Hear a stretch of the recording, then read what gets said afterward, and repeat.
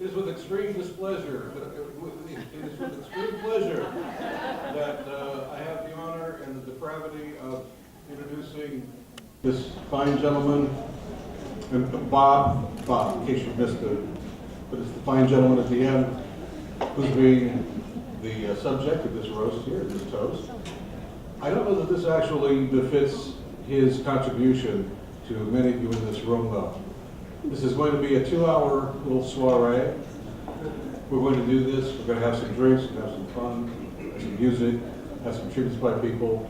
But this should be a 24-hour celebration with, I don't know, in the PPG arena. I mean, this tens of thousands should be here to honor this guy and his contribution to our students. I think one of the important things to note is that, not that we have everybody stand up and introduce themselves, but we do have students here from, I don't want to embarrass them by how many years past they graduated, but Bob's been here, and I didn't realize this, he's been here actually longer than I've been here, part-time. I didn't realize that he was here part-time prior to my joining, but he's been here over, 36 years, 37? We counted it up, David, and it's 30. 30-something. So 30-something years. So his impact here at this college, this university, has been more than significant. And significant is inadequate. But anyway, glad to see that you are here to help celebrate this day for him in all of our honors as well, too. We want to make sure that you all have taken the time to get tickets for the raffle, the silent auction, do your pictures and so forth. I'm sure they will still be here afterwards as well, too. And I'm also told, by the way, that we have a credit card reader up here. Yes, a little handy-dandy portable one. If you would like to make an additional donation to the Fallon Travel Fund, you can do that by credit card here before you leave, because we've got the portable reader here. The Fallon Travel Fund, if Fallon doesn't mind me doing a little spot on this, which is in honor of her late husband, is part of something that's gone to the benefit of some of the students who have been in several of these pictures that have come from Spain, Germany, Ireland, Canada, Portugal, Italy, Iceland, and other parts of mostly Europe and the world, that has quite literally opened the world to some of our students, to many of our students. And Bob was one of the people on most of those trips. He and I even shared a room a couple of times.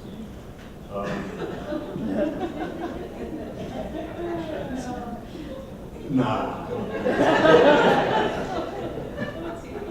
Simulator. Anyway, enjoyed that one.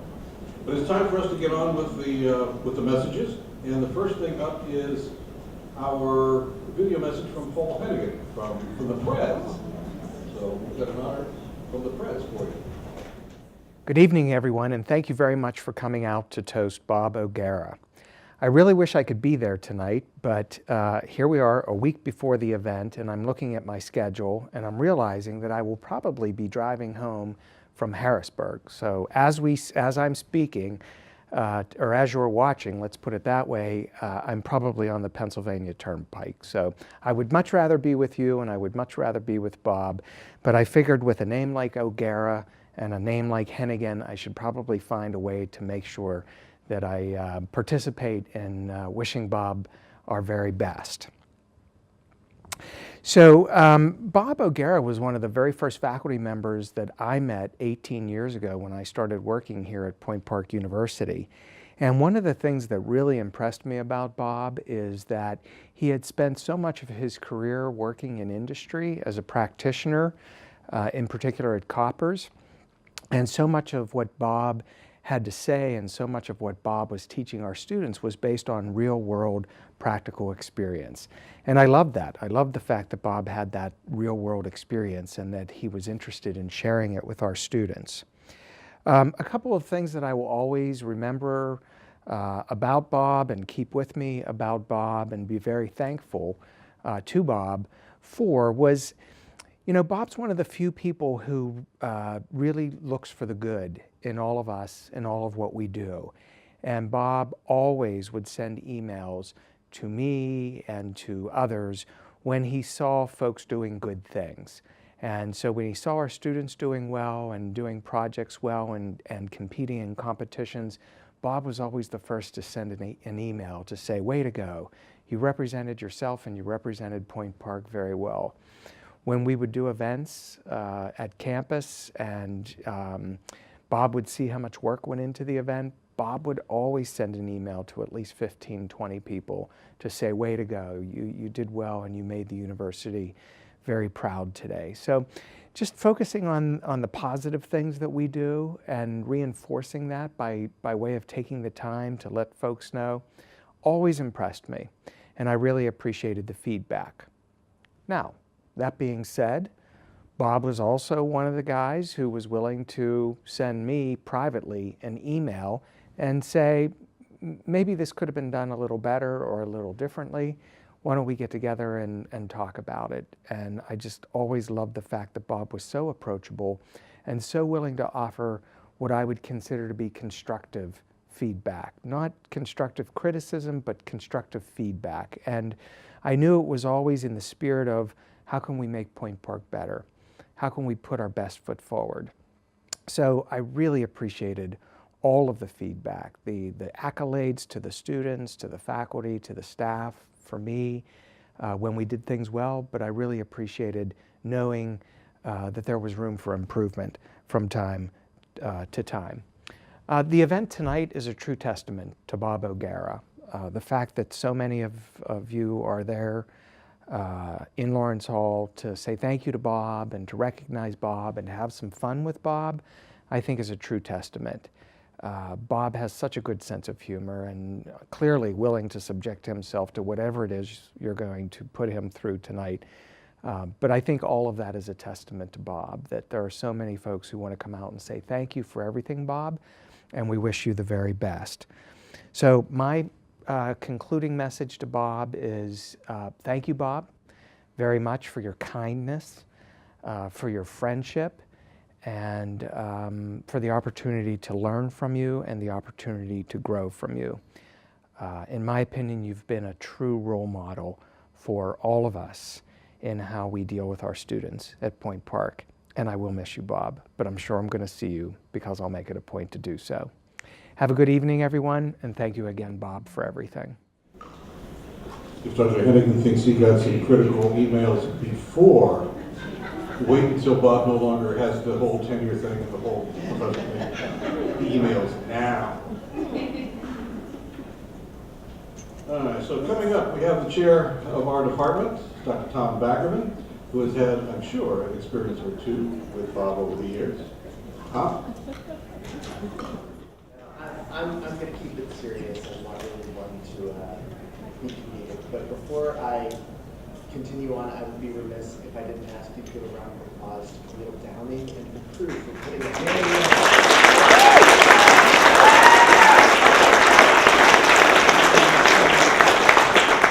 When she said, we want to do something for Bob, I did the perfect chair answer, which was, well, then you should. But to start on a serious note, it has been a joy to have Bob as a colleague, and more importantly, as a continuous provider of candy to the school.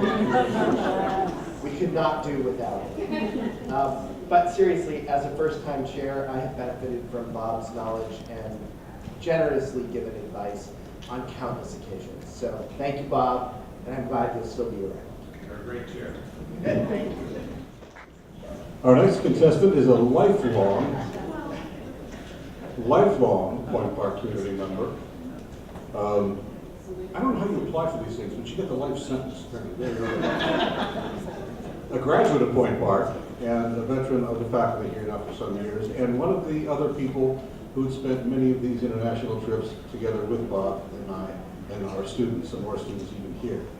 So please welcome Professor Helen Fallon. You all brought your style books? Just checking. Seriously. Bobster, you can't leave us. You know that. You never leave a place like this, I don't think. I call him Bobster. I don't know why.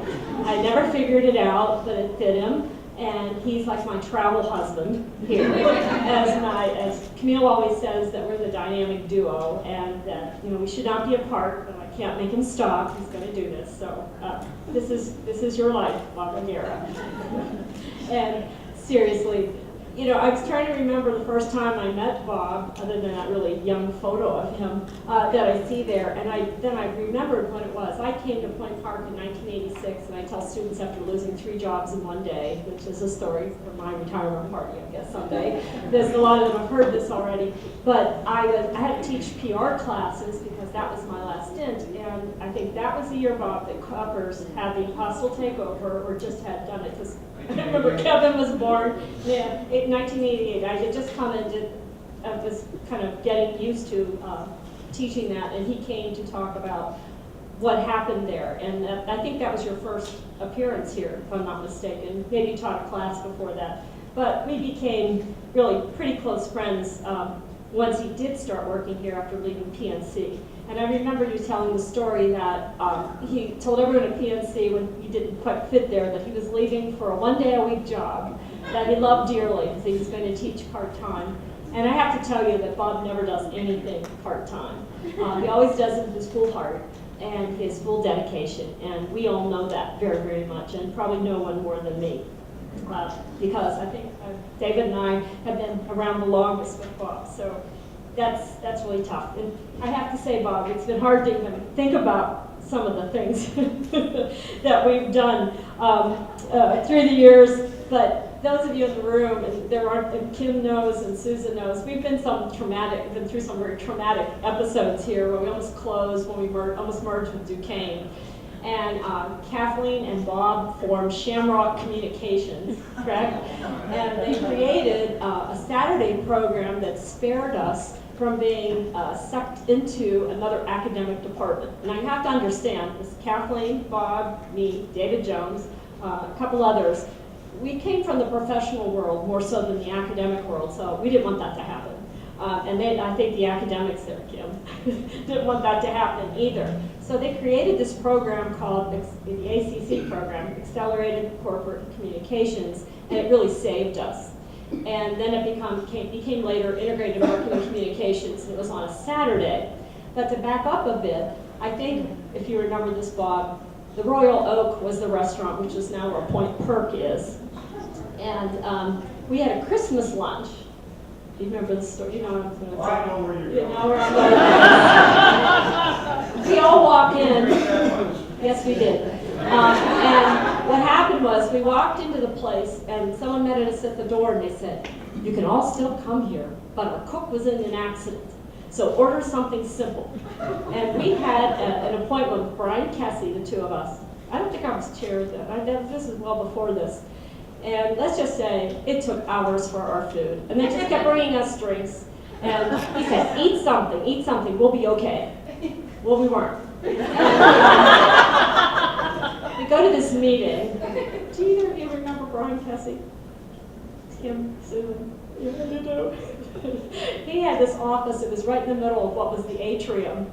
And we're giggling, we're just laughing, because that's basically what we do. And we're talking. He got up to go copy something, and we stood up, and there was this chair, and there were all these gouges in the arms, because we used to get furniture off the 21st floor, if anyone's ever gone up there. And Bob turns to me, and he says, "Hey, Fallon, do you think that's the furniture?" Or when he looked at the admissions record, he started to, get that knife. For God's sake. And that was it. I couldn't look at the guy, I couldn't look at anything, and we ended the meeting. Someone reminded me when I couldn't think of his last name, they said, "Oh, you mean the guy who used to walk around with a cup of water, but it was really vodka?" It was interesting times here. We didn't merge with Duquesne, we went on. And one time, Bob and I, because Bob was director of the ACC, Kathleen left us for Florida, David hung around, and Bob came to me and says, "We got a problem, Fallon." Every time he called me by my last name, I knew there was a problem. And we had 2 students who were going out for lunch. They were 4-hour classes on a Saturday, and you taught for 7 or 8 weeks, it was 7 and then 8. And these 2 guys were going to Froggy's, which is no longer here, and having a nice time at lunch and bringing back a Sprite bottle full of, what did we figure out was vodka?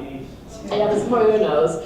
But the two of us had to sit there, and he went, you know. We had to sit them down and do it, and we had to put the fear of God into him. And I think Brian and Kevin know he can do that at times, can't he? Mm-hmm. Yeah, and you know, we've had a lot of incidents like that. Not that many, thank goodness. And today, you know, I had this all ready to go, and John Siciliano called me and said, "Can I still come?" Which is very typical of John Siciliano's day of, right, Dawn? Wherever you are, out there. And you know, John had his own little checker past here when we kind of patched it up. And one of the best things that Bob and I ever did together was after he had a terrible accident and lost his one leg, we helped him become a Paralympic athlete. And that's probably one of the proudest things that I've ever done with Bob through here, getting him this marketing campaign. So, you know, this, and he's back there now, he's just this wonderful person. Give me all. I know, we're not going to go there, we hope yet, but it's fun, you know, and that's the kind of guy that I think that everyone needs to know that Bob is. There's so much, and I have to speak longer than Tom, because I do anyway, all the time, you know, this, you know, we've been at this so long is that we always realize that he is our mentor, our friend, our partner, as I said, my travel husband, as we go. And when Jan Getz came here to work, and we started to look at things and said, you know, oops, never let me around anything, Camille, that was running here. You know, it's just that we decided that what we wanted to do for students was to take them out of Pittsburgh, and we started with trips to Washington, D.C., so that everyone could see what the other world was like, and Bob was a great traveler. But of course, we always got into some kind of trouble, because that's about what we did. And I think it was the very first one we went to, and I don't think David was with us, Moosh, and a bunch of us, Heather was there, I know, and we had an alumni event, and I think we ended up at the front page bar, and they can let, and Chris was there. I know Chris was there too. And the older people had to go home, and you were my protection. And we walked straight across someplace, and we run smack into this huge, whatever. It was a dominatrix. It was all in leather, coming right at us and looking at us. And he said, "You go that way, I'll go this way." And we kind of went around both of them, and we were just like, oh, thank God. And we turned around, and she had a big whip down the back of her. You know, and it's just that kind of stuff that just follows the two of us on these trips. Hey, that was traumatic for me too, okay? This was many years back. You were still probably in grade school. So that's the one time that I always remember. Then we go on to, you know, we started in London, which is where we're going back this year. We wish you were going with us. Kevin went with us as well as my son. One of my favorite memories is, you know, our students are never in those. Carrie and a couple others are going to London, you know, and things. You just got to get used to moving with us. And we know that the subways and the tubes are on jam. We get on, it's packed. We look there. We all get on the tube. We look out. There's Kevin and a couple of people. We couldn't get them on. And Bob says, "Well, there goes Kevin." Sure hope he knows where we're going.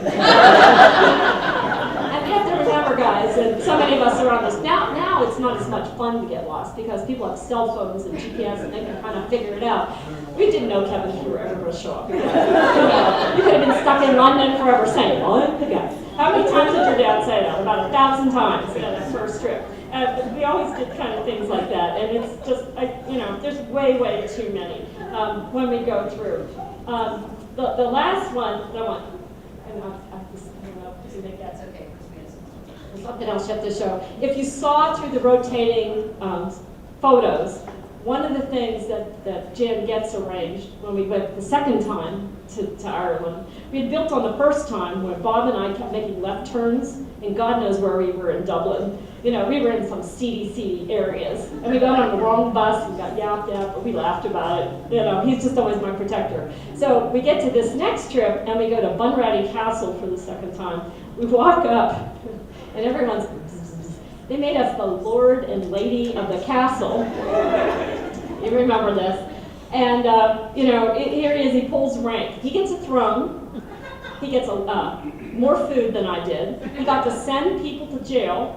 And I just sat there. I said, this is not fun. This is not. And I think it was getting my sequence where we went to Amsterdam then, chasing everyone the second year, and we're both museum geeks, so we've never been a museum we haven't liked.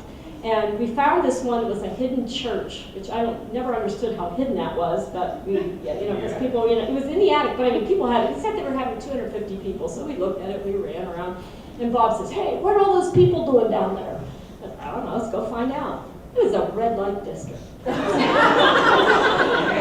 Amsterdam.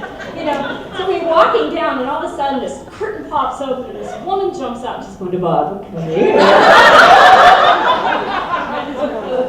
She had next to nothing on, and we're just going, all right, let's keep moving. And then that was the time Jan wanted to go to a coffee shop. So it sounds like it's a coffee shop. No, it's not that kind of coffee, Jan. It's always been something, but it's the one thing it's always been, my dear friend, is a pleasure.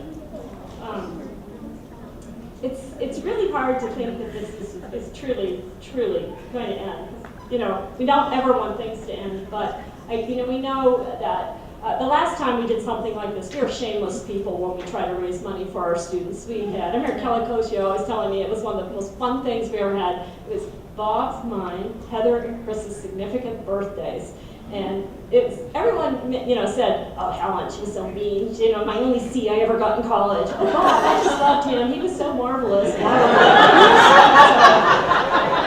This is your life, Bob O'Gara, and I'm sticking to it. And it is the truth. People who were there know that that's what happened that night. I used to make them write my obituary, and it has so much fun. And Bob, he's a lovely guy, sings Irish songs. I was going to sing the Rover song. I will surely miss all those photos in my mailbox of me sitting on the bus, sleeping with my mouth wide open. Caught me in every bad moment possible. But at the same time, I've never known anyone who always was game for anything to do. We, came back to DC, we'd go to Flight 93. I mean, there's everything that we try to do for students. And I think the students in the room really know that kind of effort. And none of these are easy to do at any of these events. It all takes time. So we're going to miss you, Bob. And I was trying to sing the Rover song, but Kathleen asked me not to. And most of you would not either. But I did find a little Irish blessing that I think you don't know. So I'll try it. May the lilt of Irish laughter lighten every load. May the mist of Irish magic shorten every road. And may you taste the sweetest pleasures that fortune e'er bestowed. And may all your friends remember all the favors you are owed. Have a wonderful time with Sally, Kevin, and the wedding that's coming up. Brian and Lauren, those lovely granddaughters. You're going to have a marvelous life. And we're going to miss you terribly. Thank you. I think we could take a vote later and ask him to stay. Well, it's nice stuff. Coming up next is another Irish person. Coincidentally, right? Kathleen Donnelly had been an advertising professor here for a number of years, and at one point she decided she wanted to do the real thing in the real place, which of course is Ireland. And so she left us for a number of years, but we had a chance to get together on some of our international trips. Again, more stories for later on. But oh, she's got to do it. I'm not. Oh, okay, oh, good. There were incidents, but at any rate. Kathleen Donnelly, Professor Kathleen Donnelly. Thrilled to be here. Hi, can you hear me? Whoops. I'm a Frank person. I'm delighted to be here. I'm glad we're in Pittsburgh. I'll point out of the Irish people here, I think I'm one of the only ones that actually has the passport. This is my Irish husband. And I knew Bob before either of us had anything to do with Point Park, because I was, and I believe I was the first one in the role, the part-time PR coordinator, I was so proud, for the Parent and Child Guidance Center, a wonderful agency in the South Hills, and Bob was on the board of directors, and that's how I first met him, and we stayed up late one night together, putting together a slideshow.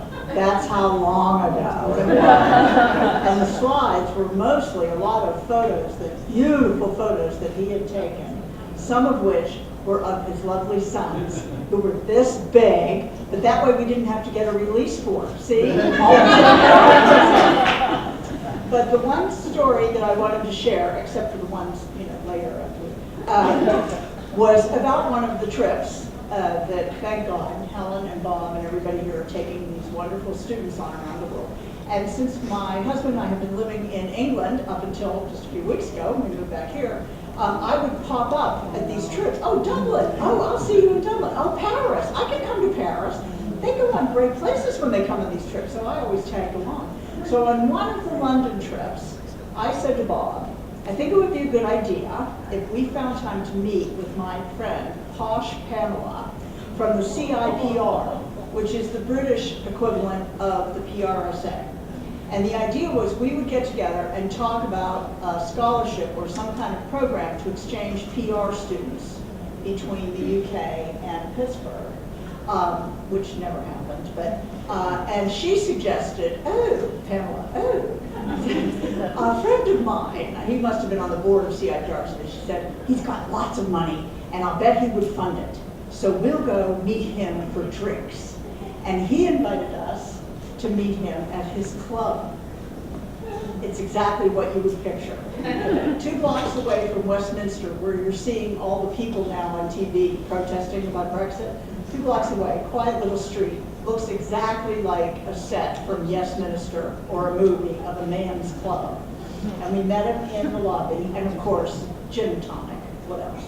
And of course, our wonderful Bob just fit right in because he's so elegant. Look at him. He didn't wear the Point Park t-shirt that time. This man, who had already had a few G&Ts before we got there, I think, was a lovely host and was telling us a little bit about the history of the club, which of course history there goes back, centuries. And he said this club was so conservative that when Margaret Thatcher became Prime Minister, they had to have a special change in the bylaws that she would be allowed to come because women were not allowed in the club. That was the 1980s, ladies, just so you know. But then, after that, they were persuaded, and they did change the rules so that members could invite their wives. So the wife of a member would be allowed to come. And this man said, he was probably Sir or something, he said, and one of the members said, oh, does that mean I could bring my mistress? And he was told, only if she's married to one of the members. I wanted to share that because it's a unique experience. No one else here has. And actually, Bob, I'm so glad that Tony and I are back in Pittsburgh because now you'll be retired, we're retired, we can see each other all the time. Thank you, Bob. Just had a sense there would be a drinking story there somehow. We next have a message in absentia from one of our former colleagues here at the school, former chair of the department as well, Dr. Dave Jones. So Robert, sitting here outside Harbor Freight, just drove 10 miles to buy a dozen C batteries for Joni's portable radio. Now I'm going to go to Walmart, buy a bottle brush, some flowers for my bride, God knows what else. I understand you're preparing to enter the state of full retardation. I've been here for about 18 years now. It's the only sustainable form of life as far as I can see. I have a short list of suggestions for when you and your bride are free from whatever's holding you there in Pittsburgh. Move south, join the American Legion, get a gym membership, get your wife into bridge group or golf or whatever. Make friends. Forget about snow shovels and snow salt. And enjoy life. I know they're throwing a bash for you today, and I'm sure you're elated to be done with your tenure at Point Park. You've served them well, I'm sure. I don't know who hired you. Somebody did something right back there, I guess. Anyhow, have a great day. Say hello to anybody that I might know. And when you get a chance, come down and see us. What the hell?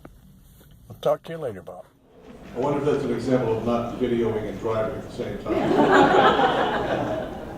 Not only do we have former students and colleagues here from the university, but also from the professional world.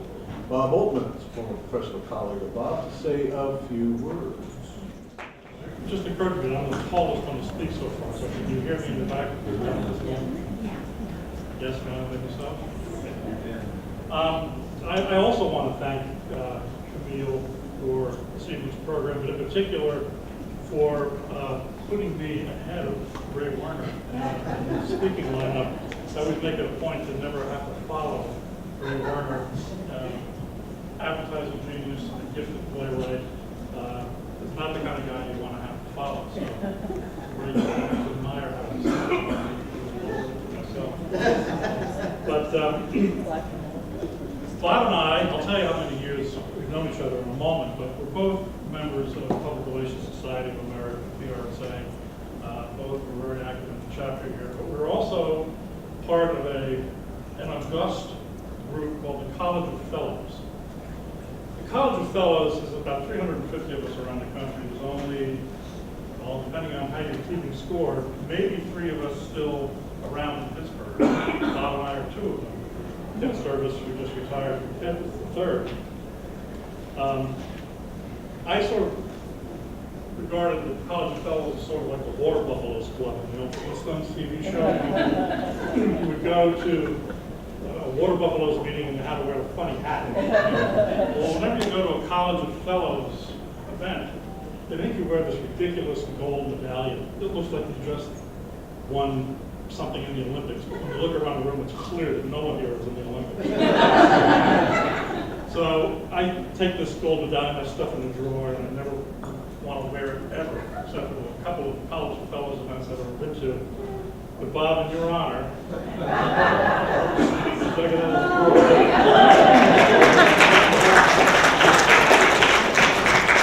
I had one just like it. yeah, I know you do. So you want to take a guess at how many years it's been for you and me? Oh, wow, you're looking at early 70s. Oh, come on. I was in diapers in Europe. 35 years. Mid-1980s.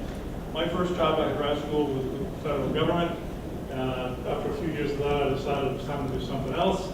I really didn't know anybody in the downtown business community, so I called an old friend, family friend, Mary Ann Ogg, who was running communications at the University of Pittsburgh, and she said, you got to go talk to this guy, Bob O'Gara, at Cobb's. This is before the hostile takeover, right? And long before Bob even knew where Point Park was. So I vividly remember the meeting. I sat to your left at your desk. And for those of you who are a little younger than me, who may be wondering, what must have Bob O'Gara looked like when he was in his 30s? Right? Well, let me assure you that he looked exactly like I don't think, Bob, that's so much a testament to the fact that you haven't aged a bit since your 30s, so much as it says that you have always looked old.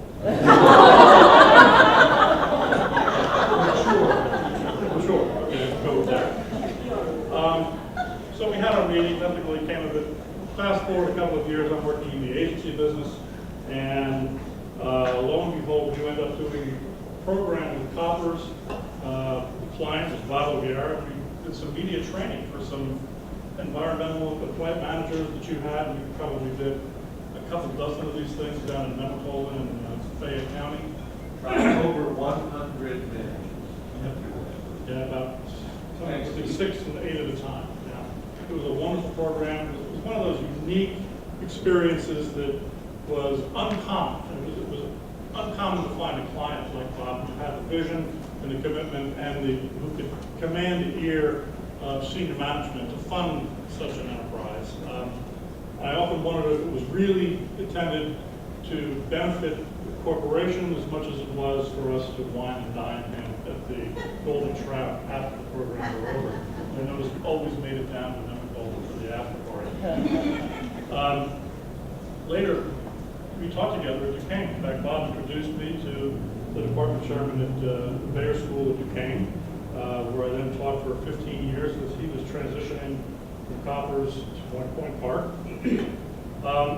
And then as, I suppose, payback for that, or retribution, Bob perfected the art of the guest speaker. And I wish I could add up all of the classes of yours that I have sat into command their attention for a couple of hours, I probably would get tenure for that. We're working on that. We're working on that. But we've always cherished our fellows luncheons.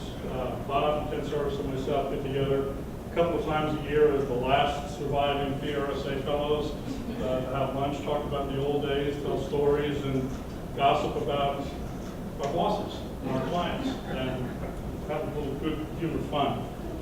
So, a little over 20 years ago, when I turned 40, that's how old I really am, Bob spoke at my roast. You remember what you gave me?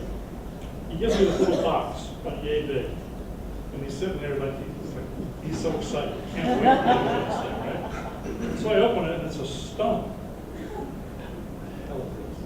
He says, no, it's not a stone. Look again. And I looked, and it was a fossilized fish. He gave me a fossil. Wait a minute, get it? It's going to sink in a second. So I got it. So I thought about giving it back to you on the occasion of your retirement. But no, I thought I want to keep that. Then the other thing I thought about was, as I walked in tonight, first thing he said, he didn't say hello, Bob. First thing he said, he goes to Ray Werner and says, you know, Bob Opens and I have the same initials and the same shirt size, so we can wear the same monogram shirts. I'm fine, Bob. How are you? Yeah. So I thought about giving him one of my old monogram shirts, red hair, careworn, but no. But what I do have for you is a letter. News of your retirement has spread far and wide, as far as New York City. So I have here a letter that I'll read to our guests, and we'll give you later on.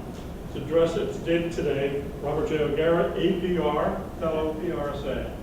And for the PRSA members in the room, you all know APR means accredited in public relations, and the definition of a fellow is an APR with a walker.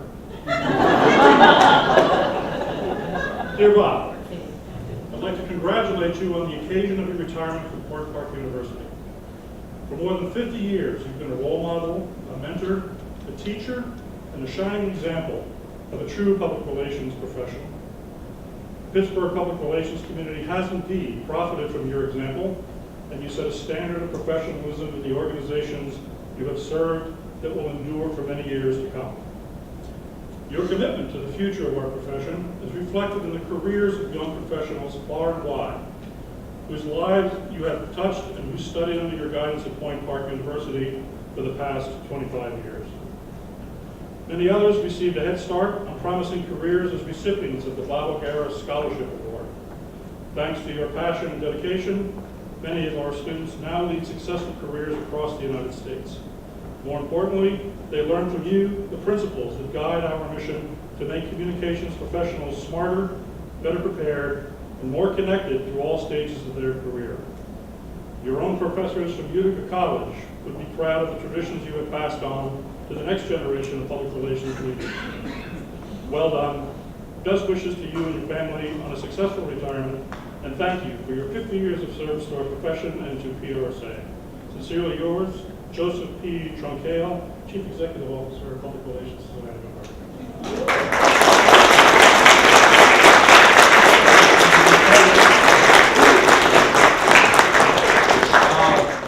Our next guest, one of his other former professional colleagues, Ray Werner, and from that earlier intro, I think this is probably going to be a good one. So you better not disappoint us now, Ray. So, anyhow, you never want to be introduced like that, you know, then the pressure is on. There's an old Irish saying, which is, a friend is someone who comes in when the rest of the world goes out. And that's Bob O'Gara. I see so many people here. He's friends with everybody. And I met Bob maybe 30, 35 years ago, and he worked for Frank Davis at Ketchum, at the Coppers, and handling all their communications for him. And even at that time, Bob's esteem in the business was very high.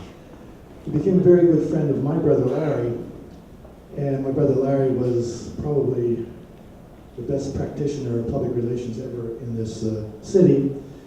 And they all agree with that, this panel, the guys on this panel would. And Larry said, you have to meet Bob O'Gara. You have to meet Bob O'Gara, because we shared a lot of things that are Irish. Larry and I traveled to Ireland several times with our kids, ourselves together. So the first time you meet Bob, you know, it's just so spontaneous, and you really like the guy. And we got to be good friends, and over a few pints, whenever we could, you know, we'd tell the stories. We shared the poetry of so many different poets and memorized a few of them. And it was just great times, really was. And over the years, we've extended that. We don't see each other often enough, but we had a great lunch. My brother died almost 5 years ago, and Bob and I and Larry had a great lunch together out in North Hills. And Bob was a great photographer. He gave my brother a beautiful, huge print that a picture that he did. And Bob, when I visit my sister-in-law, she has that hanging on the wall, and she always makes sure that it's facing out when I get there, you know. It's a joke. At any rate, so I think Bob's friendship is the thing that I cherish most, and the friendship that he has with everybody here, and the friendship with my brother, and the times that we spent together. And as you get older, the more that means to you, as you, all these younger people here will eventually learn. But Bob, the first time I met your dad, I was so taken with him. My brother had a party, it was around St. Patrick's Day, in his apartment, and Bob brought his family, of course, and his father. As soon as you met your father, you loved the guy. He was just so himself and spontaneous, and he liked to sing. And so we started, after a few beers and getting to know each other, then we started to a round robin, we started to sing. And the first song that his father, Mike, sang was a song that I had discovered in this old book. I cut these old songs that nobody knows. You know, I sing with an Irish group every once in a while. And his father sings this song, and I thought, gee, what's going on here? You know, it was mesmerizing. And it was called Down by the Tanyard Side. So when we recorded our first CD at a group called Holy, I included that song on the CD. It's a song about unrequited love. All Irish songs, love songs, are about unrequited love. You know, I mean, the love songs make you cry, and the war songs, fighting songs, make you laugh. But so I thought we shouldn't let this treat and tribute to Bob go without at least one Irish song. So we're going to take a chance with that. And this is the song that your dad sang that evening, called Down by the Tanyard Side. Now usually, this is called a squeeze box. It's an Irish Anglo concertina, and it's been known to squeeze the life out of any party, really. I hope it doesn't do that tonight. I usually play it sitting down. The definition of perfect pitch is if you throw a squeeze box into a trash bin and it hits an Irish drum, that's called perfect pitch.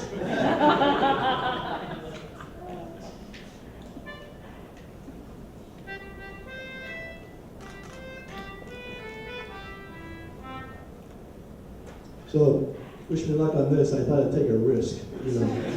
Anything for you, Bob. So the Tanyard is a river in Ireland, okay? It's a river. And I love the way the Irish, this song goes back probably 200 years. And I love the way the Irish describe a beautiful, beautiful girl.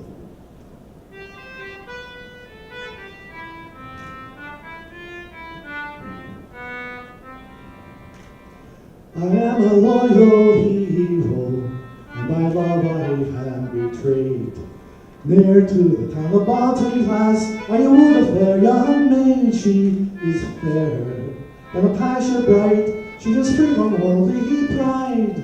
She is a darling maid, and her dwelling place is down by the Tanyard side.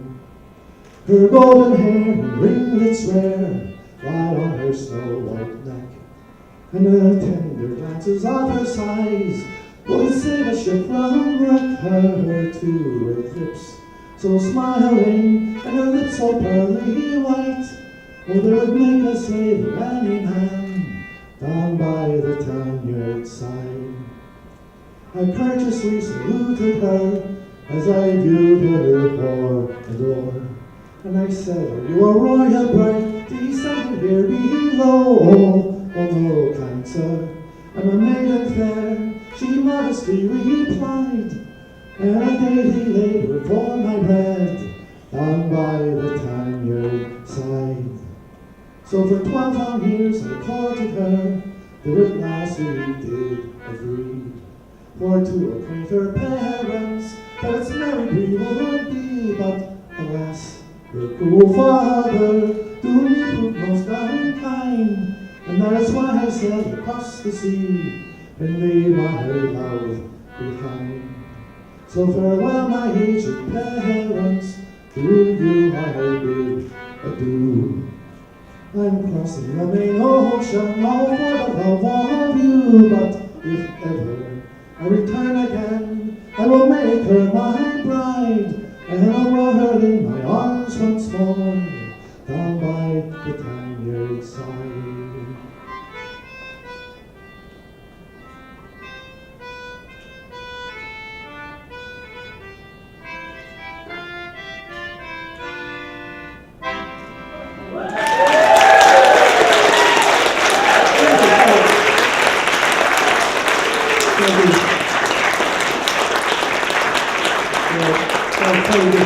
This is what I used to do, but Bob, I just want to say that may your roof never fall in, and those under it never fall out, and live every day as if it's your last, and one of these days, you'll be right.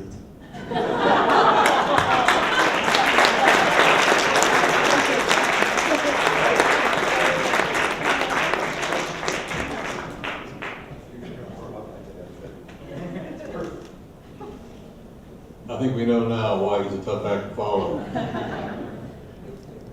But somebody's got to follow him. And following him is one of our current students with a very familiar name, Craig Ketchum, to make his comments for the Bob. Thank you. I'd like to start off by saying thank you for letting me speak here tonight. It is an honor to be on this stage, surrounded by some of Carnegie Museum of Natural History's finest exhibits.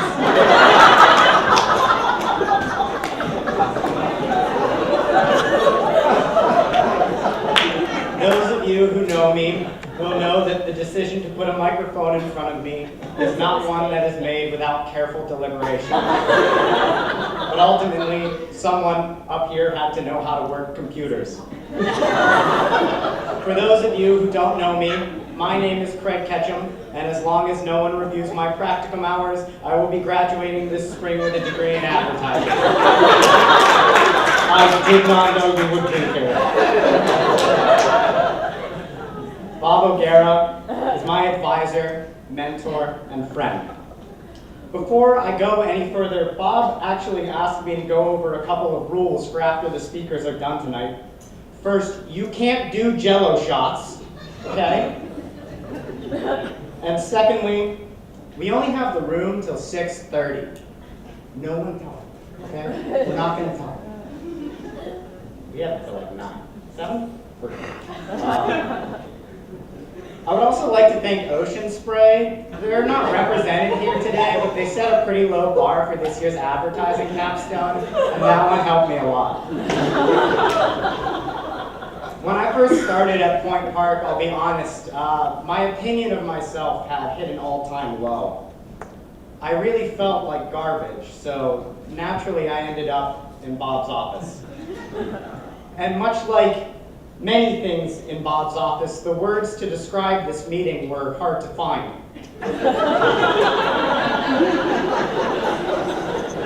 I couldn't shake the feeling that this must have been what it was like to sit down with Fred Rogers, or the turtle from Kung Fu Panda.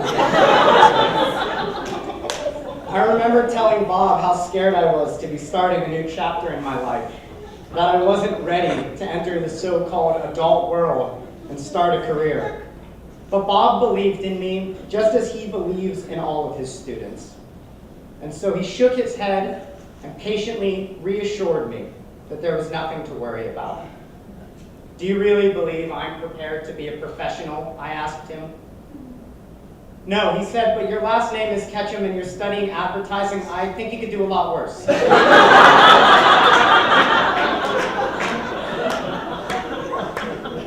Bob is an optimist. An exceptional thing to be in 2019. Especially when the advertising department will be losing so many of its hardworking students this year, such as Morgan McCoy and all of the students who have been piggybacking off of her for 4 years.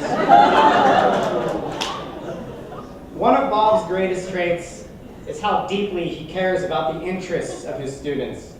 For example, when he found out that Nick Jones wants to work in marketing for the automobile industry, Bob introduced him to the industry professionals who came up with the campaign for the Model T. And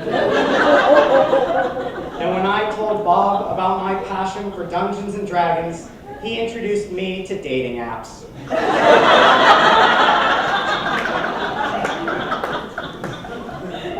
It is an honor to be one of Bob's students. But I can only imagine that having me as a student is not an easy job. After all, my favorite activities are pretending I'm busy and complaining. But even after 2 years of having me in class, Bob still greets me with a smile. He's even started scheduling class time for me to hit my standard talking points. We need more pencil sharpeners. The toilet paper at this school is weaponized. And most ironically of all, the theater kids are too loud. But despite my constant complaints, I know that I am blessed because I have been fortunate enough to have Bob O'Gara as my teacher. And so allow me to close by saying, Bob, you are gentle. You are kind. You empower women to become leaders and men to take a stand. It is a great loss to Point Park to see you go. And while the next generation of students may not know what a great teacher you were, or how much passion you brought to this school, or how ferociously you believed in us all, they will feel it. They will feel it because you have had a positive impact on everyone in this room. And I can think of no greater legacy than that. So thank you, Bob. May you spend your retirement in good company and good health, with a Coca-Cola in one hand and the hand of your lovely wife in another. And now, I'm going to hand the mic back over to Dave with the words I've heard Bob say more than anything else. Let's hear from someone else. Well said, although I could have probably seen that a little bit more vividly if it were a harp or a Guinness, but pretty close, pretty close. We're just about wrapped up, but we have a few very special things to do, and to do a couple of those special things for us is the lady that put most of this together. Please, Camille, down. Can you hear me? First of all, I just want to thank my committee. I did not do this alone by any means. So I did have a really great committee that helped plan this party for you all, people who love you most at the school. So if you're on the committee, could you just stand up, wave, with you. So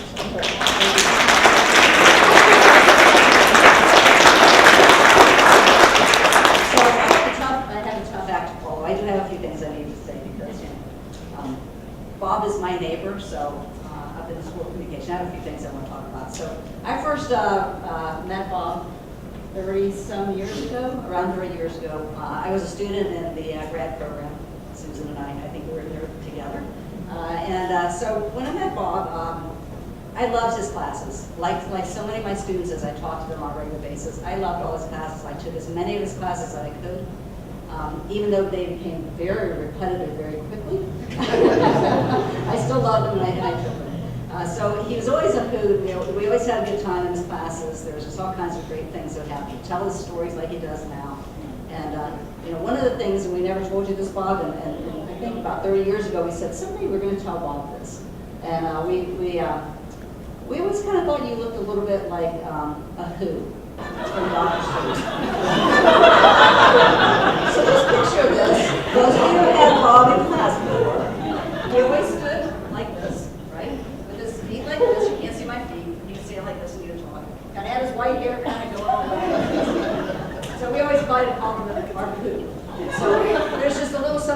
you'll never read a Dr. Seuss book again. You'll never see The Grinch without thinking of Bob. Thank you. You're welcome for that. So, but anyway, so I love Bob so much that I really decided after I graduated that I wanted to teach. I was out in the work world, I was doing that kind of thing, and called Bob one day and asked him to be a reference for a different teaching job, and he said, no, you're going to come work for me.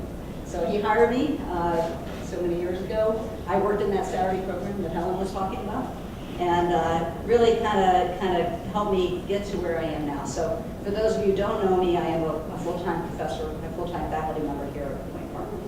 So I was an adjunct for about 15 years, and Bob was my mentor, my friend, the person who I looked up to. Any of you who have had me for class and have had Bob, you probably see a lot of similarities in the way we teach, because I always wanted to be like Bob.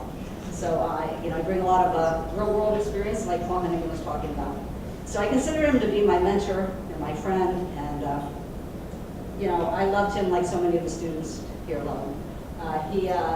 As a matter of fact, it was really kind of interesting on the elevator on the way over here. I don't know if the students are here. We were talking about Bob, and someone said, oh yeah, he's just so cute. Yes, he is, that's Bob. So you have that reputation here. Anyway, as I said, he's my mentor, my friend. I feel sorry for anybody who hasn't had the chance to have Bob as a mentor or a friend. Most of you have, and so you know where I'm coming from. So over the years, we kind of became PR buddies. We are the PR department.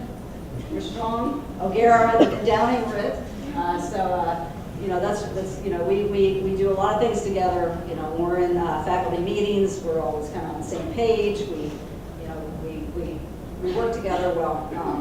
He always takes stands on issues that are very good, and he is the voice of calm, reason, and humor that of the two people in the department has more of that than the other. So he keeps me calm and also. So 4 years ago, when I went full time, I got to move up to the lovely 10th floor, and I got to move in next to Bob. And so our offices are next door to each other, and we're actually next to Robin and Tom here, and we've always been very jealous because they have a door between their two offices. We're very jealous of that. So we always threatened that we were going to someday just bring a jackhammer and make a window between our offices. So we could, didn't have to go out and talk to other people. We could just talk to each other. Maybe someone. And so his office, of course, as any of you have been there, is a treat. So, that window of the office would probably actually drive me nuts because, I'm a little more neater than he is. In his office is that historical reference really is not far from the truth. So, if you ever wanted to go, to Bob's office, it is that historical museum. So, it's a maze walking in. He knows where everything is, which is amazing to me. But if you ever need that videotape of the Exxon Valdez crisis, he's still got it. If you needed a photo of a trip abroad, lots of those. If you need that piece of chocolate, that's where you go. We're not quite sure who's going to take over the chocolate, but maybe we'll get Chris Rawlinson. Is Crystal here? Chris is always in his office. We all use that as an excuse to go there. Oh, we're just in here for chocolate, but we're really in because we want to.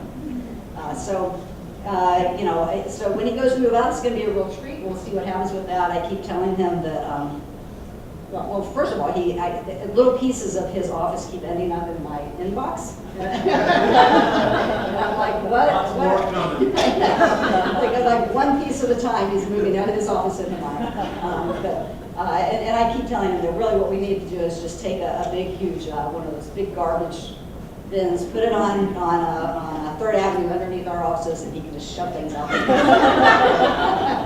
So we'll see what happens.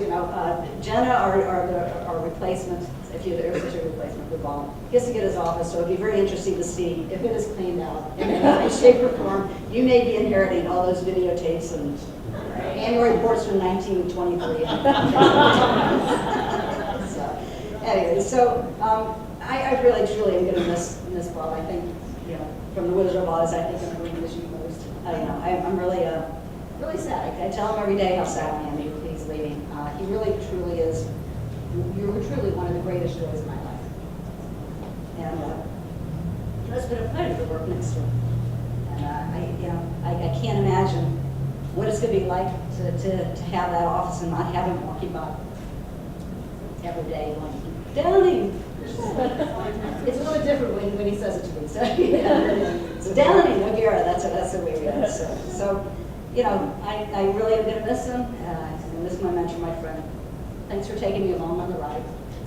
Appreciate it.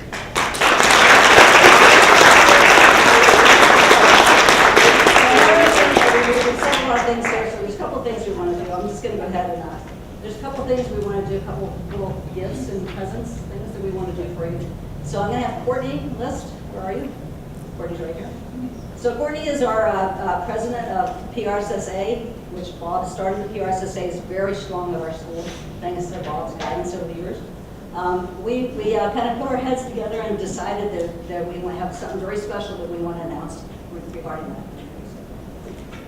Hello everyone. So just a little background. When I was looking at attending different colleges, I met with Bob here and he encouraged me to come to Point Park and join PRSSA. Now I am the president of PRSSA. Never thought that I would be at your retirement party. And you've just influenced so many students throughout the years and really turned around our PRSSA program. We could not think of a better way to honor you and hold on to your legacy rather than name our PRSSA chapter after you. So PRSSA will now be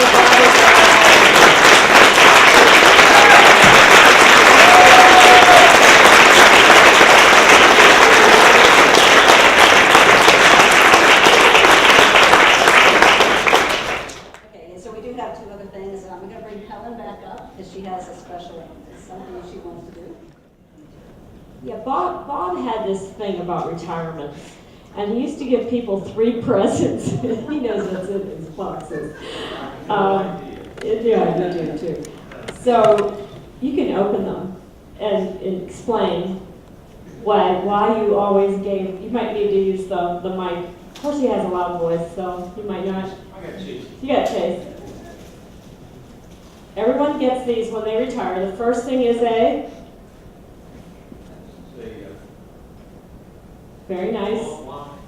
Yeah, Mont Blanc pen. Yeah, right. Comes from advancement. So you're advancing. That very nice pen. That's one.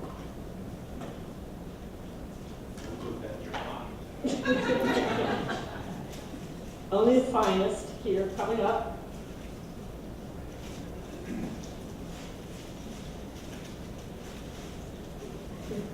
This is a gift that says there's a security device. The gold watch.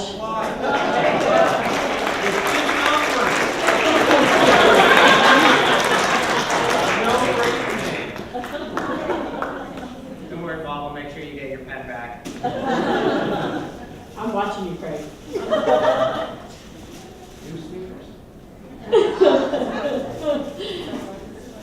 Something we started a long time ago. Billy Bob Bass.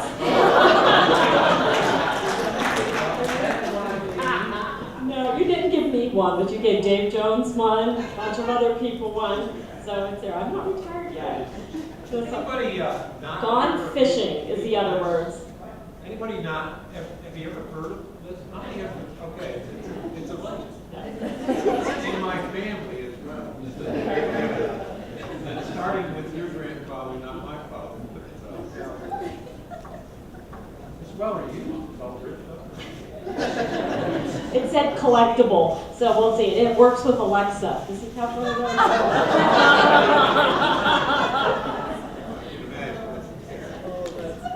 Seriously, Bob used to give these gifts to everyone. We always found them, and we always got a big kick out of it. Nancy Jones, David Jones, I think everyone. So cherish those. And he used to give me frogs all the time. Before you leave, they're going to be all in a box in your office. Thanks, Bob. Another office I've delivered those. Well, we wanted to give you something from the faculty of the School of Communication because you really have been such a friend and mentor and colleague to all of us for so many years. In all my years, I've never heard anyone say a bad word about Bob O'Gara, and I've never heard Bob O'Gara say a bad word about anyone. And if we could all live our lives that way, I think we would all be in a much happier world. So we would like to present you, and we promise this isn't so we can walk all over you, but we would like to buy a brick for you in Alumni Park. This is not the brick, but on behalf of the faculty, so that we can, see your name every day as we enter the building and remember you.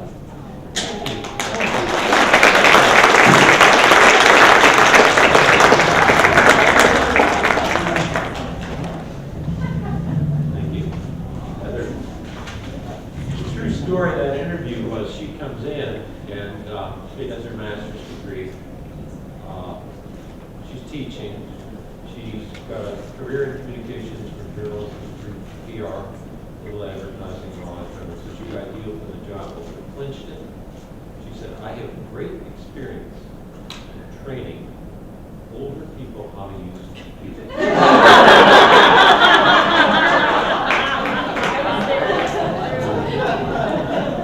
The work you have done since you have been here rivals any. The best.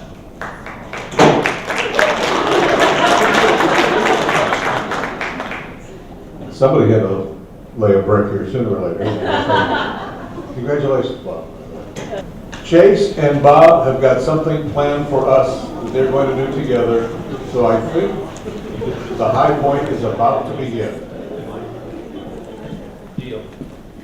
All right, Bob told me we were going to work on something together. It was going to be a popular song that everybody would know.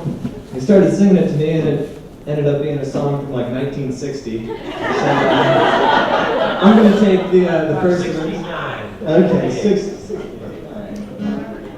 The younger people might know it too. I'll take the first one, and then we're going to be blessed with a real singer.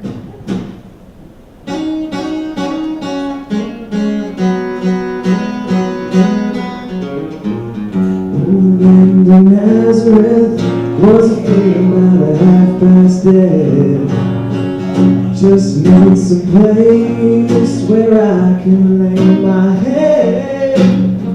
Say, mister, can you tell me where a man might find a bed? Well, he just went and shook my hand. No was all he said. Take a load off Annie. Take a load for free. Take a load off Annie. And put the load right on me.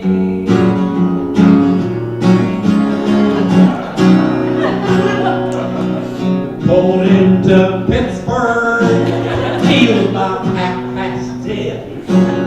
Looking for a place to lay my weary head. Hey, Point Park, won't you help me? Won't you help me find a home? And don't worry, Bobby, no more shall you roam. Take a load off Bobby. Take a load for free. Take a load off Bobby. And you put the load right on me.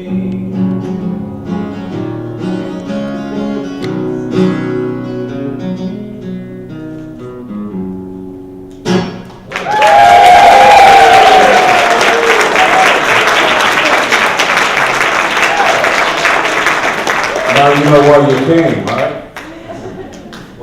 One of our great students who carved his own way through this school, as most do.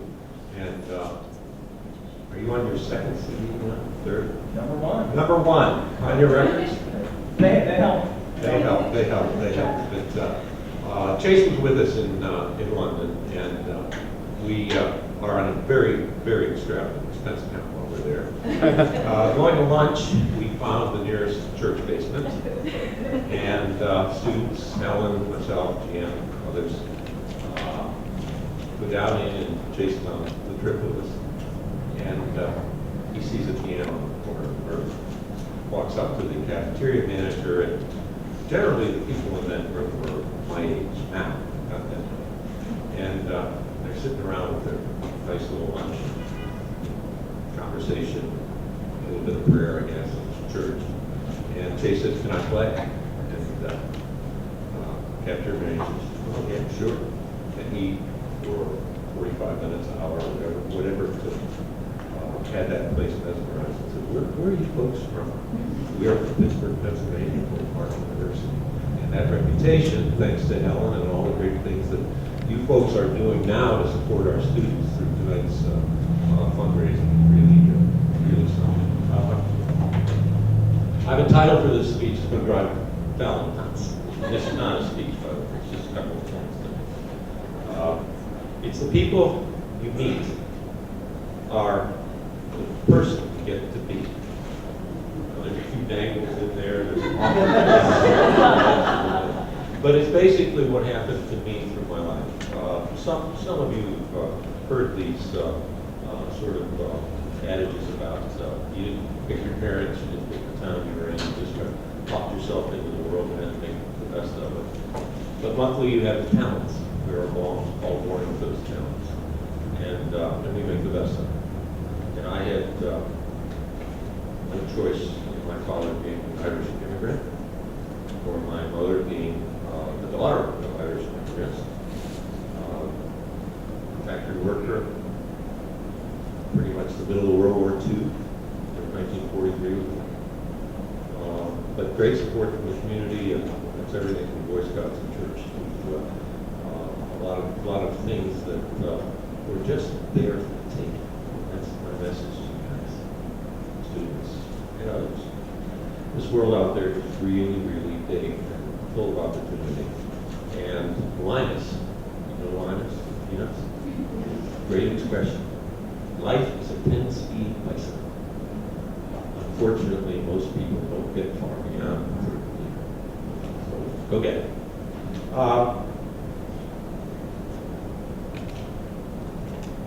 BRSA, AdFed, Media Association of Pittsburgh, IEC, these organizations are fantastic in terms of what they can do for a pretty small school in the middle of a pretty nice city.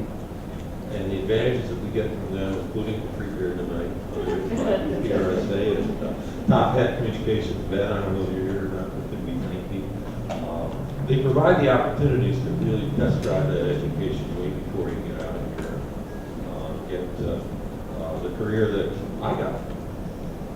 When I met a guy by the name of Ray Simon, his picture was in some of the old black and whites here. And I went to finish my bachelor's degree in Utica, New York. The housing was cheap.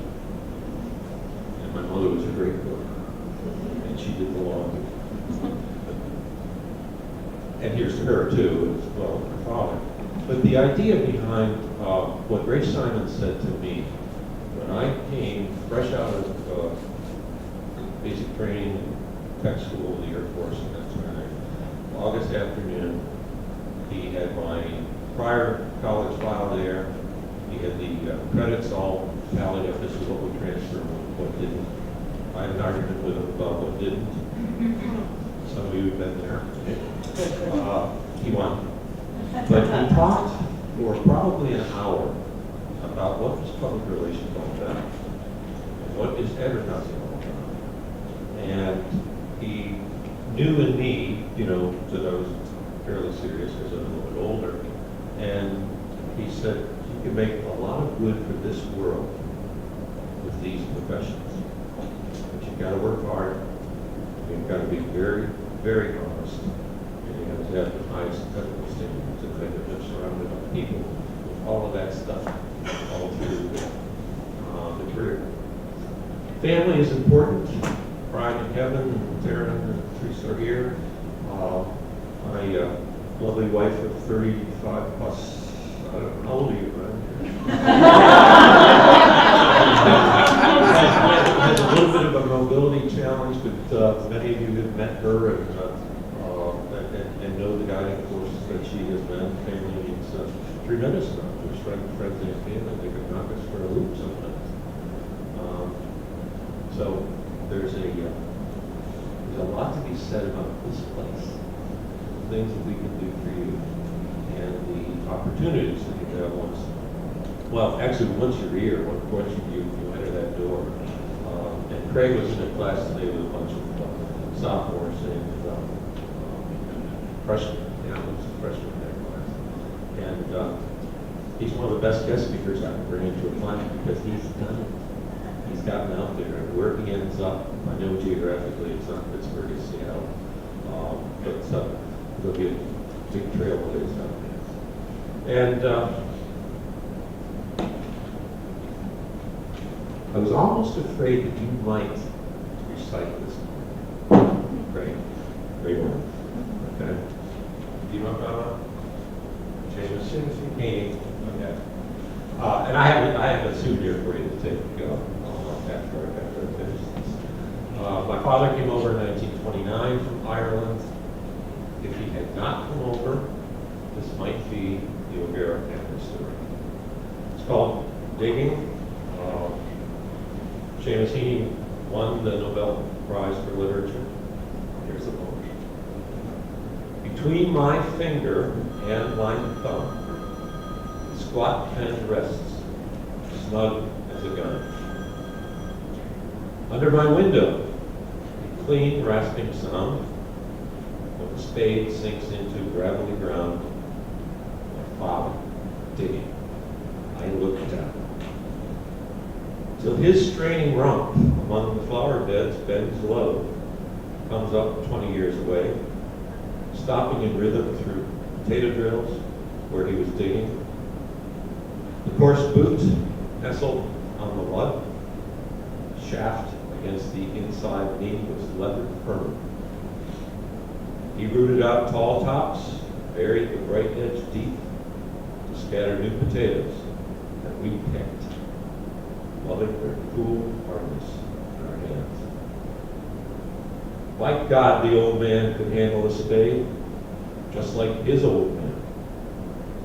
My grandfather cut more turf in the day than any other man on Toner's Bog. Once I carried him milk in a bottle, forked sloppily with finger. He straightened up to drink it, then fell to right away, nicking and sickly, neatly heaving sods over his shoulder, going down for the good turf, digging. The cold smell of potato mold, the squelch and slap of soggy meat, the curt cuts of an edge through living roots awakened in my head. But I've no spade to follow men like them. Between my finger and my thumb, the squat pen rests deep.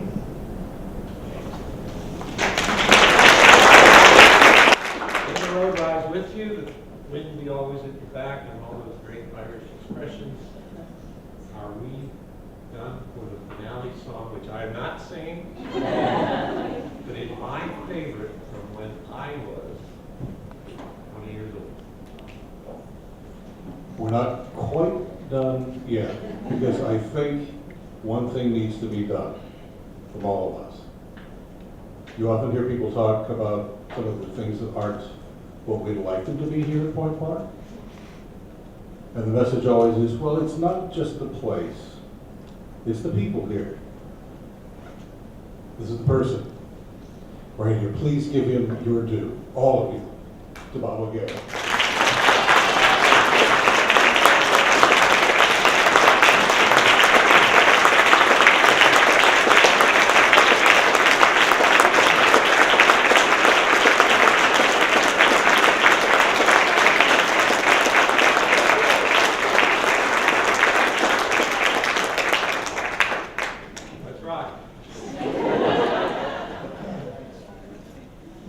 Fiddling with the harmonica, and I thankfully left it at home. It'll still be good. I've got around people wherever you roam, and admit that the waters around you have grown, and accepted that soon you'll be drenched to the bone. If your time to you is worth saving, then you better start swimming or you'll sink like a stone. For the times they are changing. Come writers and critics who prophesize with your pen, and keep your eyes wide, the chance won't come again. And don't speak too soon, for the wheel's still in spin, and there's no telling who that it's naming. For the loser now will be later to win, for the times they are changing.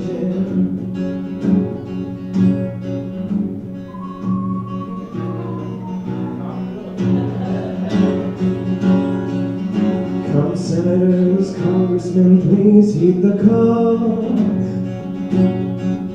Don't stand in the doorway, don't block up the hall, for he that gets hurt is he who has stalled.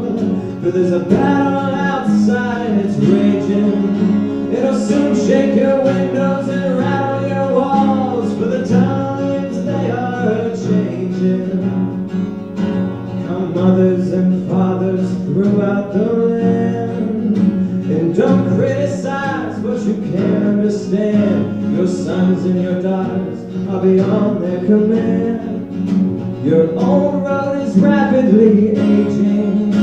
Please get out of the new one if you can't lend your hand, for the times they are changing.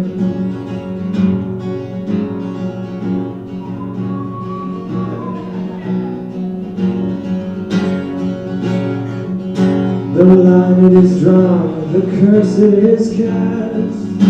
The slow one now will later be fast, as the present now will later be past. Your order is rapidly fading, and the first one now will later be last, for the times they are changing. For the times they are changing.